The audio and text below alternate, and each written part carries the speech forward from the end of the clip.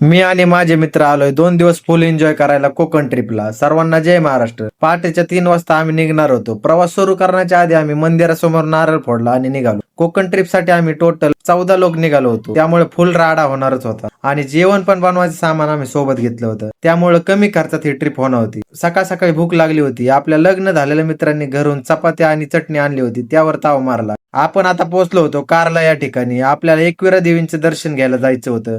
30 ते 40 मिनिटात आम्ही मंदिराजवळ पोहोचलो आणि दर्शन घेतलं. एक नंबर पाहण्यासारखं वातावरण आहे. मन एकदम प्रसन्न झालं. तुम्ही पण इथं आला असेल तर कमेंट करा. त्यानंतर 15च मिनिटात आम्ही खाली उतरून आलो. आता आपल्याला जायचं होतं मुरुड या ठिकाणी. पण सगळ्यात मेंबरला लय भूक लागली होती. त्यामुळे लगेच बिर्याणी बनवली. एक नंबर क्वालिटी आणि क्वांटिटी विषय करून टाकला होता. वातावरण पाहून सगळेजण फोटो काढायला थांबले. इथंच आपल्या दत्ता भाऊनी खेकडा पकडला. पण काय करणार, जेवण पण झालं होतं, नाही तर याचीच भाजी बनवली असती. बराच वेळ प्रवास करून आम्ही मुरुड या ठिकाणी पोहोचलो. इथेच थोडा वेळ फिरून होम स्टे साठी रूम पाहिली. उद्या आपण जाणार होतो काशीद बीच वर. त्याचा फुल ब्लॉग पाहण्यासाठी आपल्या आयडीला फॉलो करा आणि आपला ब्लॉग आवडला असेल तर लाईक करा. भेटूया पुढच्या ब्लॉग मध्ये.